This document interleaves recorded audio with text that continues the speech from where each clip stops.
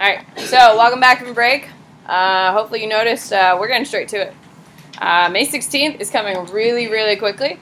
And you got no homework over break. You got no assignments over break. Hopefully you didn't think about me because I was sure as hell not thinking about you people. With that being said, now that we're back together, we are going hard because the end of the year is coming very quickly. Friendly reminder, tomorrow you have a vocab quiz on week 19 words because we're in what week? 19, so it makes sense we'll be doing week 19 words, 1 through 10.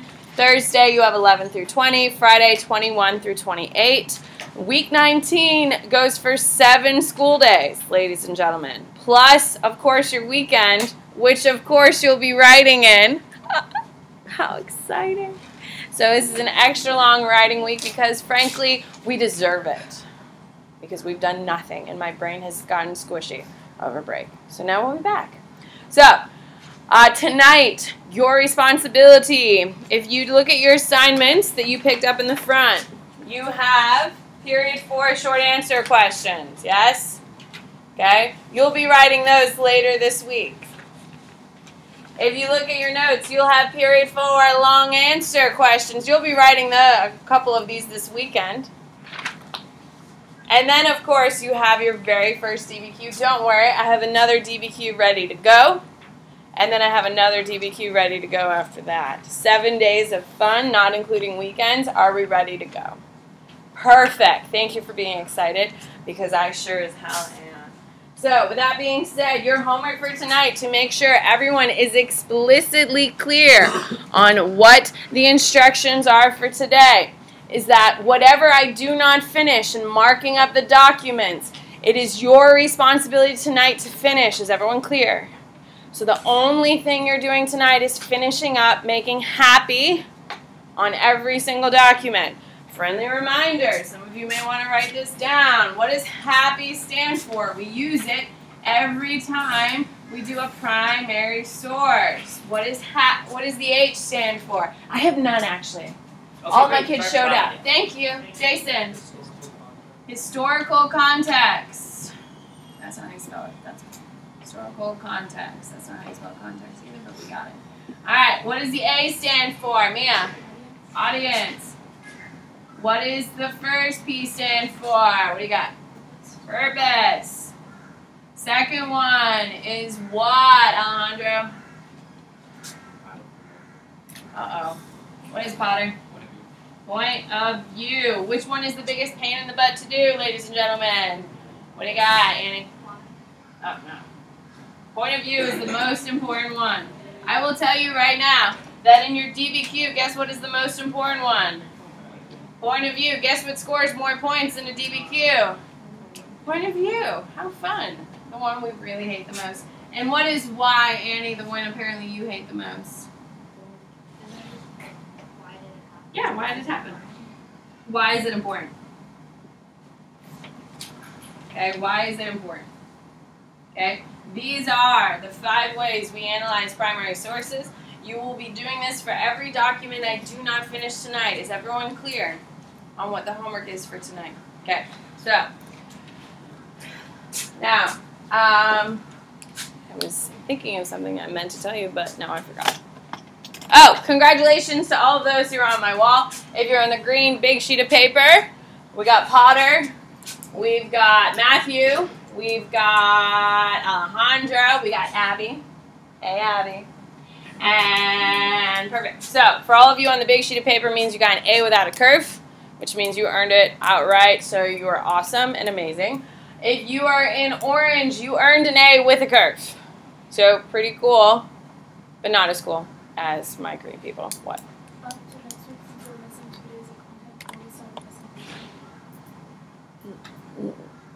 No, we're starting like there's a week. No, you'll start on, we start Wednesday teaching. So Thursday is a teaching day. No, that would be rude as hell. That's not how I do things. What?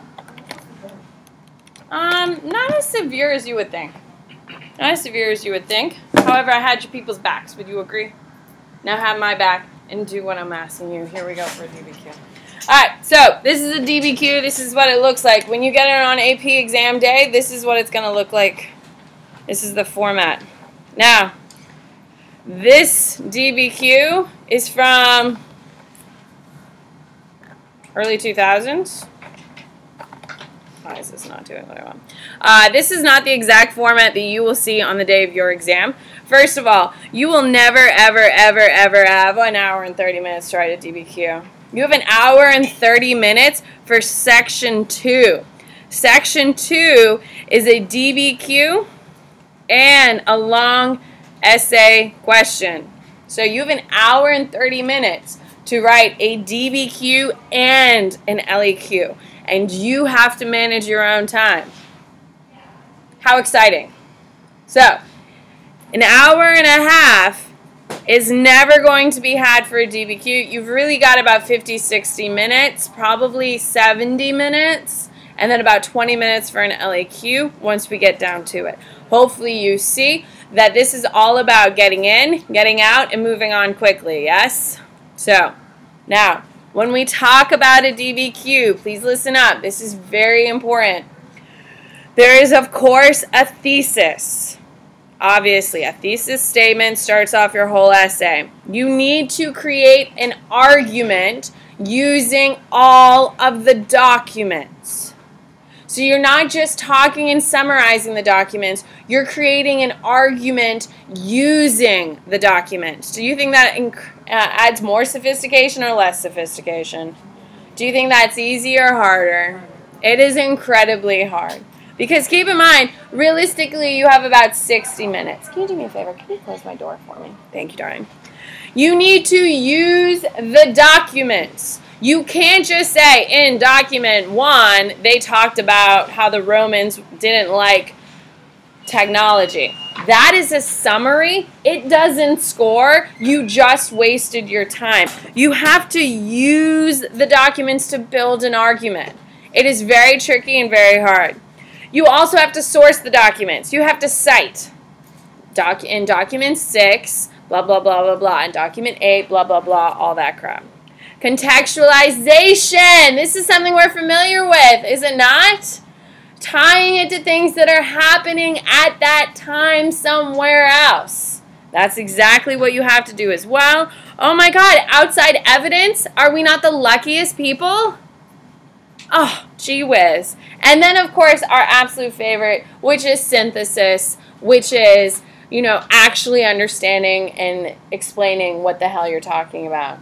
Ladies and gentlemen, whether you see it now or after we finish writing this DBQ, this is the summation of everything we've been working for the entire year. What a great time.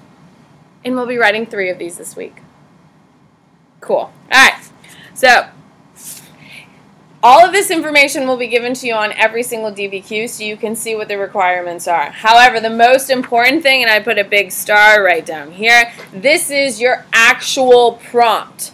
And I'm going to write prompt because it looks kind of weird if you've never seen it before because it's just kind of placed at the bottom. So this is your actual prompt. This is the most important thing.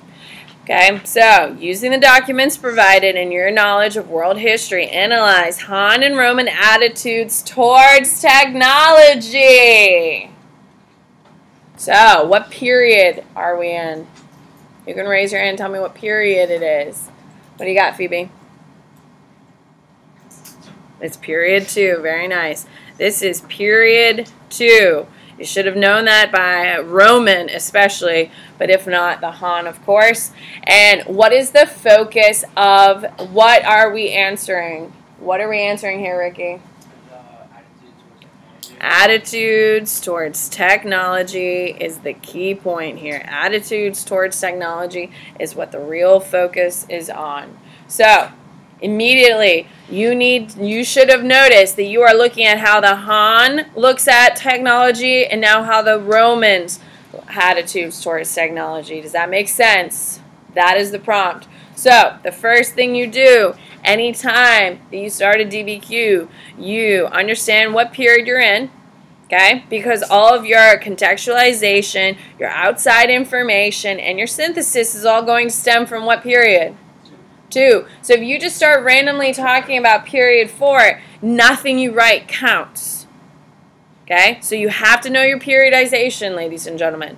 And then you have to be able to expand upon and provide outside information for the Han and the Romans. So, here we go. So, flip it open. You will notice that this is a shorter DBQ than you will see ever again. I cut it back for you. It is only 7 documents. This is a warm-up.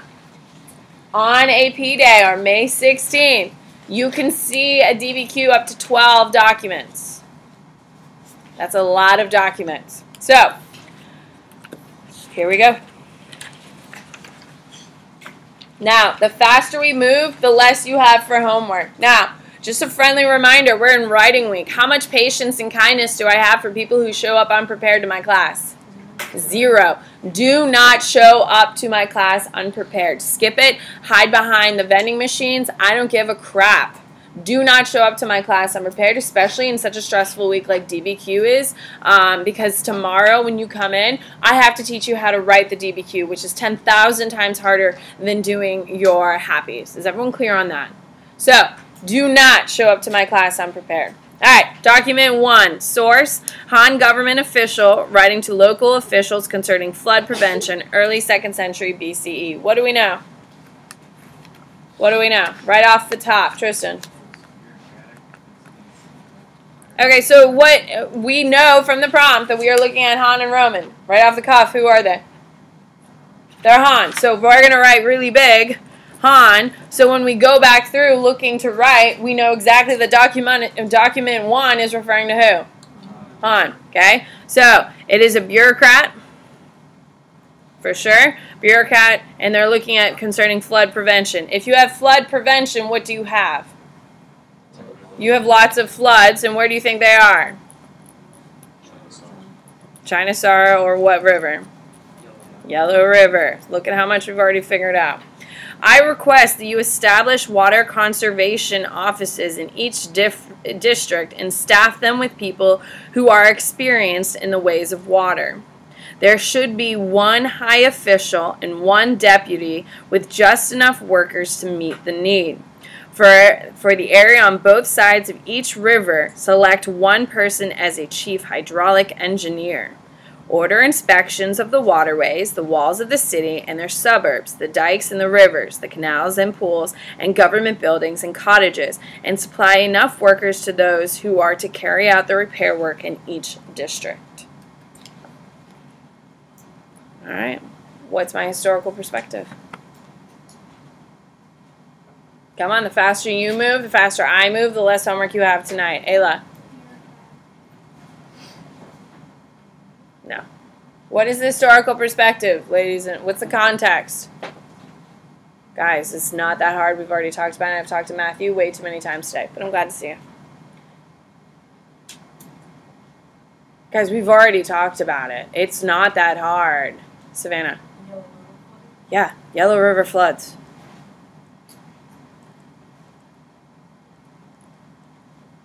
Okay. Who is my audience? Who is the audience, Mia? No, maybe. The people? The Han people? No. Yannick. Huh? Local officials. Okay. How did you know that? It does say it. Okay. Now, if it's a government official, that's like federal government talking to local state officials. Does that make sense? They're two different. Okay. Knowing that it's local officials, they're the ones who are going to hire the people and all of that. Okay. Purpose. What is the purpose of the piece? Nathan. Okay. To stop. We can do better than that. Are they trying to stop the flooding? No, we could do better. Abby? No. They got plenty of water. It's flooding. Conservation, yes. But what are they really worried about, Rex? Like, to keep the people happy. No. Potter? Trying to prevent damage. Yes. Purpose is to see the amount of damage,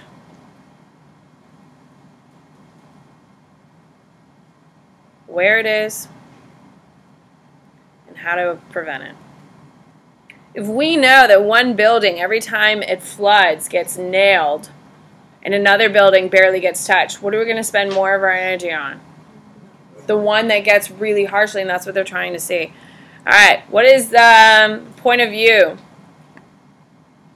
What is the point of view? The bureaucrat who's writing it. What is their point of view? Why would they be writing this? Why are they trying to create this? Why are they doing this, Hannah?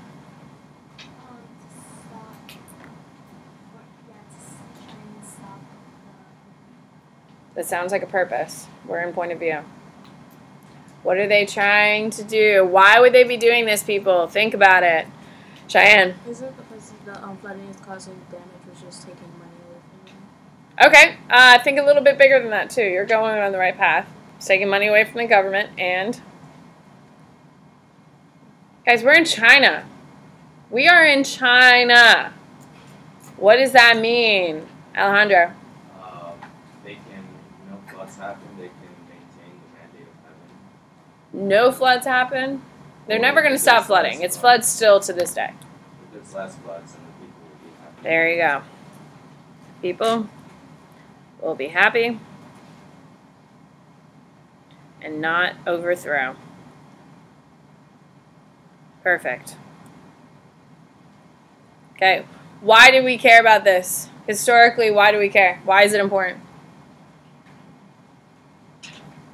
This shows us what? Annie? It could show us how they deal with like problems with government. Okay. So how does it show it? What does it show us? How do they handle their problems? They'll have an official degree by a government official and then be able to get it to everybody. Okay, simplify. What do they create? They add more what? No. Matthew? More bureaucracy. Yeah, they increase the bureaucracy.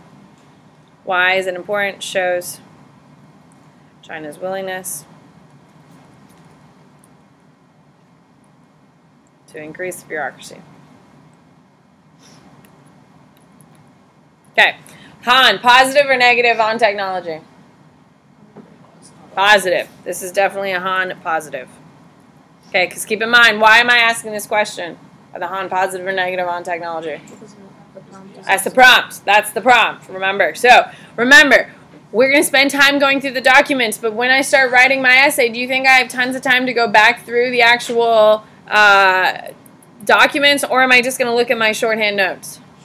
Shorthand notes. So I got to make sure they're good. So I already know document 1 is Han and it's positive. So when I group my documents here in a little bit, do you think that's going to make it easier? Yes. Okay. Then when I'm actually writing about my document and I have to show that I understand the document, I'm only going to look at my happy. I'm not going to reread the document. What a waste of time. Is everyone clear on that? So you have to do a good job going through and annotating your documents, or you're going to get owned on the backside. Is everyone clear on that? You do the heavy work first, then you transition, and so that will make it much faster later on. All right, document 2. Source, Guan, Han government official, discourse on salt and iron, 1st century BC. Who is it? It's Han. So I'm going to write Han nice and big next to it to make it easy for me to see. Do we know anything? It's a Han government official, so it's a bureaucrat. But that's about it. In earlier times, workers were allowed to do both foundry work and salt boiling. What is foundry? You have to know it in order to do this. Huh? It's what, Sam? No. Matthew? Yeah, it's ironwork, people. It's ironwork. Okay? Guys, if you didn't know it, they gave you the title of their book so you could figure it out. They are trying to help you. If it's a complex word that you don't know, they're probably giving you hints somewhere. Does that make sense? Like foundry is not a word you might know, so they are trying to help you. In earlier times, workers were allowed to do foundry or iron work and salt boiling as long as they reported the work and paid the tax. Tools manufactured by individual families to do this work were well made. Today, the iron tools that workers are required to use are produced by the state using convict labor. These tools are often crude and not very functional. In previous times, the tools manufactured by workers for their own use and for sale were of excellent quality. Now that the state has monopolized the salt and iron trades, most of the tools provided to workers are hard and brittle, and the responsible government officials are often not available to take complaints. Good implements are hard to come by. Salt and iron are now sold at very high prices by the state, and many common people cannot afford to buy either. Some of the poorest peasants now have no choice but to till the soil with wooden plows and cannot afford to salt or season their food. All right, what's the historical context? Saran.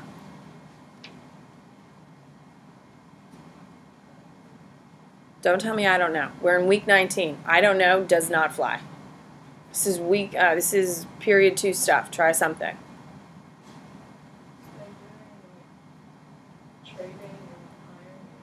No. Abby.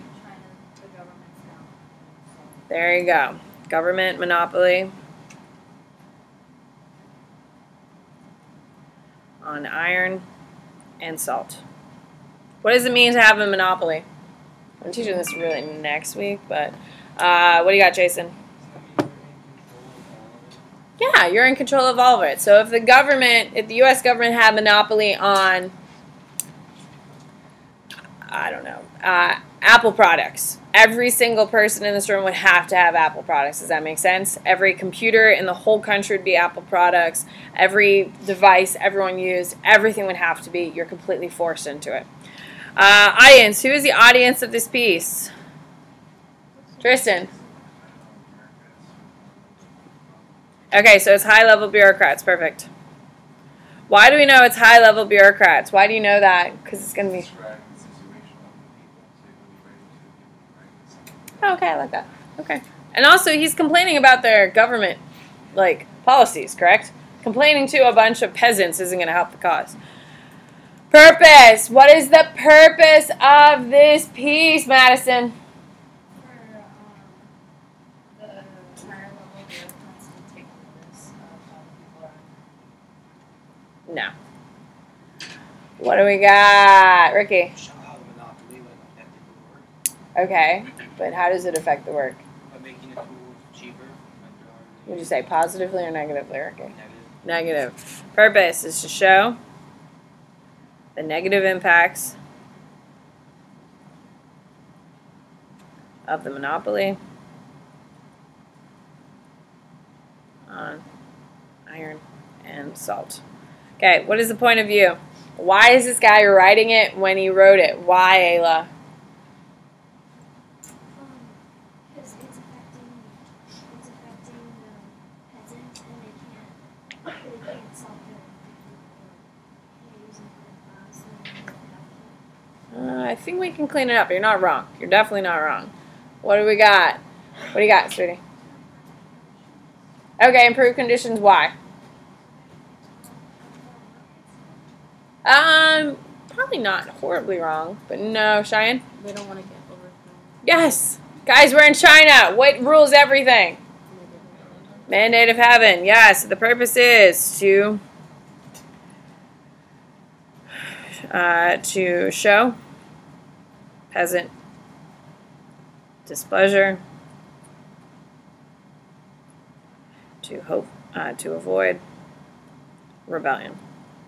Guys, if you can't even put salt on your food and everything is super bland, how are you going to feel about life? It's pretty sad. It's a sad life. I wouldn't want to live it. Why? Why do we care about this piece? Why is this significant? What do you got for me? Quinn? Why do we care?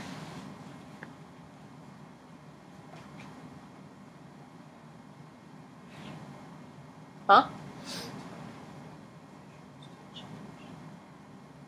Okay, it shows that government officials are trying to adapt to keep people happy. Fine, but we can do better. Wyatt? Why do we care? Shows like how the home government tries to make their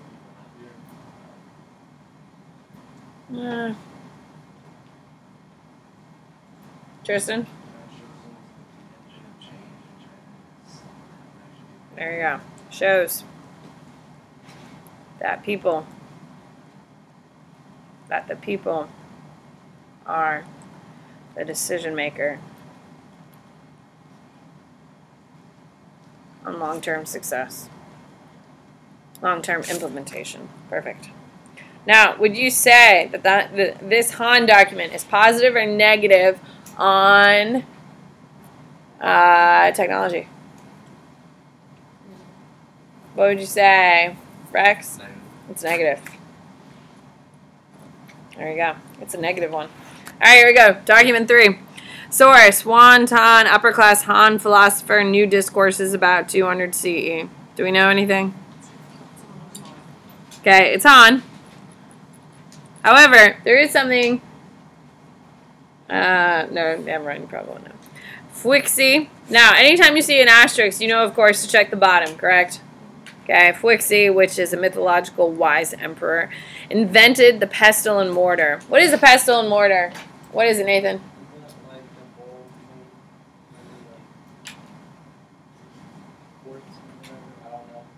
Okay, we can do better than that for sure. What do you got, Sydney? Yeah, it's like a big rock bowl and a big rock that's rounded, and you sit there and you. If you've ever seen any like old-timey medicine, huh? Oh my God! Don't start that crap. I can't. All right. Mortar and pestle. Later on, the pestle and the mortar were cleverly improved in such a way that the whole weight of the body could be used, thus increasing the efficiency 10 times. In time, the power of animals, donkeys, mules, oxen, and horses, was added. Later, water power was also applied, and the benefit was increased 100-fold. All right. Historical context. What do we got, Yannick?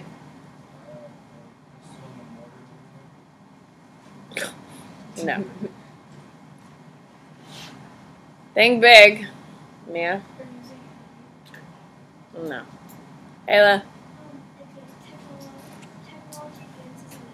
Yeah, no. How about they're just pro-technology people? Is China pro-technology? Yes. They're pro-technology except for under the Ming and the Mongols. All right, who's the audience of this piece? Oh, God. Why would some guy write about mortar and pestles, and then talk about, like, body effort? What? Maybe to show the advancements of technology. No. Fine. Show the advancement of technologies to who? To the emperor. Like, to inspire him to the emperor. You think the emperor is going to be sitting around inventing most of the drive forward advancements. Guys, who do you think this is written for? Mia? You think peasants have enough time they're going to sit around in the after hours after working their butt off all day to be like, oh yeah, I'm going to invent some shit now? No. Abby? No. Absolutely not. Sarah? Yes. Upper class people. Why are we writing to upper class people? Why, Annie? Yes, they have the time. They have the time to do it. And we're starting with talking about an emperor. Does that say it's worthy for people who are below an emperor to work on it? Yeah. Oh my God, people. Purpose. What is the purpose of the piece, Sam? Wait. What? Simplify. Show the benefit of improving. How about show the importance of technology? Okay. What is the point of view? Why is this guy writing it when he wrote it? Why? Why is this guy writing it when he wrote it? Amari.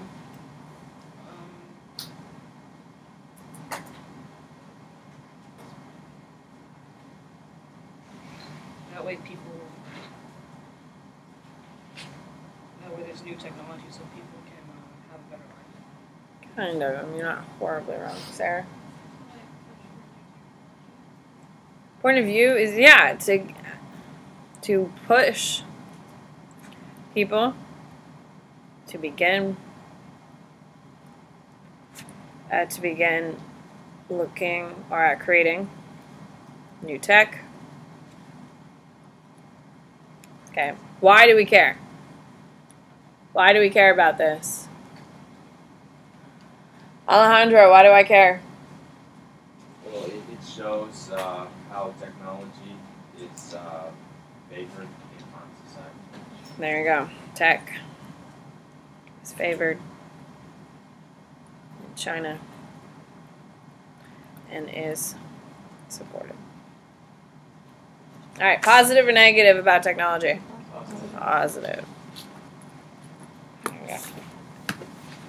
Document 4, early source, history of the early Han Dynasty, government-sponsored history, about 200 CE. We've learned nothing.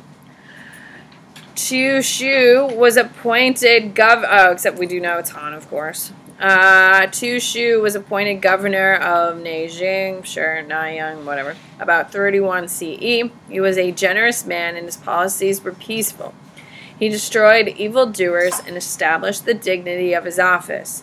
Good at planning, Chu Shu loved the common people and wished to save their labor. He invented a water-powered blowing engine for casting of iron agricultural implements that allowed people to enjoy great benefit for little labor. His invention has been widely adopted and used. Ladies and gentlemen, this is a gift. It should be very easy. Historical context. What do we got? Ricky. Does that man mean anything to you? No. No. So no, he's not significant. Matthew? Growth technology. Huh? China's growth technology. It's growth of technology. Tech under Han. Okay, who's the audience of this piece? Who's the audience? Now, it is government-sponsored history. So who's the audience of it? Potter? Bureaucrats and citizens. Why would it be bureaucrats and citizens?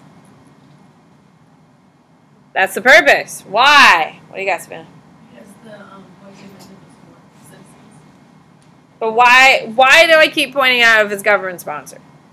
Why? What is that? When we see government sponsored, what's the little tagline that you immediately need to know? And this is going to become very prevalent in period 5 and period 6 heavily. When you see that it's government sponsored, what does that mean you have to be aware of, Rex? Maybe like to show that they were great and smart. Okay, but what does that mean?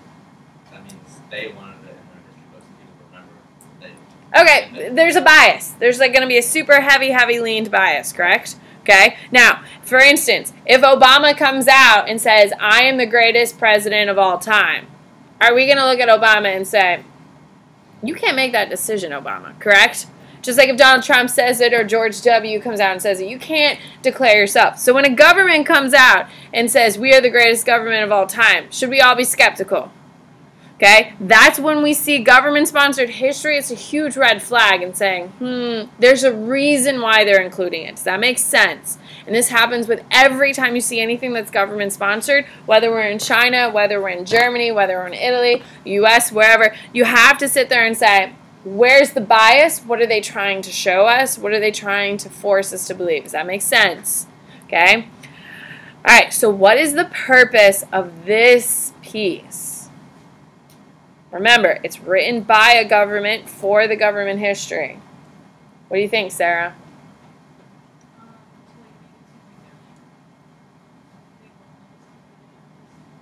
No.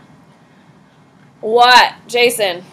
It's a praise Tushi. Okay, it's praise. Is it really about Tushi? No, but it's about To praise the government. The purpose is to praise the government and its intelligence, correct?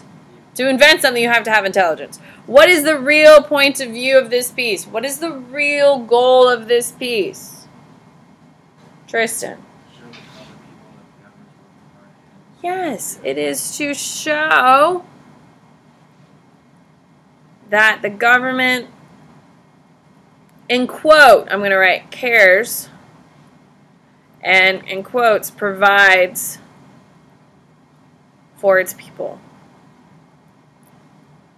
Why is it in quotes? Why is it in quotes, Tristan? Yeah, and we don't really know we don't know if the government also killed 6 million people that year too. Does that make sense? They probably aren't going to include that in their book either. Okay. Why is it significant? Why do we care? Why do we care about this piece? They're talking about some random dude who was appointed to governor, and they're bragging about him. Why do we care about him, Matthew? Shows like the fragility of the mandate. No, I think we're kind of done with the mandate of heaven. I think we've nailed that one enough. Why, Alejandra? Shows that the government wants to be seen as perfect. To a degree, yes. Cheyenne? Shows how the government had a hand in developing technology. Why do we care about this piece? It glamorizes its own role in technology development. Now, why am I being so negative and saying glamorize? Is that really a positive? Is that a positive thing or a negative connotation? It's negative. Why would I use a negative connotation in this piece when I've been really supportive in other pieces? What is the big kicker here that keeps coming back up? Nathan. Yeah, the government has written it about themselves. You always have to be. If I wrote a biography about how wonderful of a teacher I am and that I am the greatest teacher in the history of teachers, hopefully you would read it and be like, this is bullshit from start to finish, correct? Because a person can't make their own judgments about themselves, correct? A government should not be talking about how wonderful they are and how perfect they are because everybody is flawed, yes? Okay. Positive or negative? So positive. However, it's just full of lies. All right. Document 5. Cicero, upper-class Roman political leader on duty 1st century BCE. Okay, so we know he's upper-class Roman political leader. What empire is it? Rome. All right. Now, as to which crafts and other means of earning a living are suitable for a gentleman to practice and which are degrading, we have been taught more or less the following. Vulgar and unbecoming to a gentleman are all the jobs hired workers take on. See ya. What are you doing tonight for homework? You are doing happy for document 5, document 6, and document 7. Now, ladies and gentlemen, on document 7, write it close to the document because I need this space. You'll see tomorrow we're going to be filling this space in. Does that make sense? So don't use this whole space for your happy. Good luck. Are you having fun? Good. Do not show up to my class unprepared tomorrow. I will lose my mind.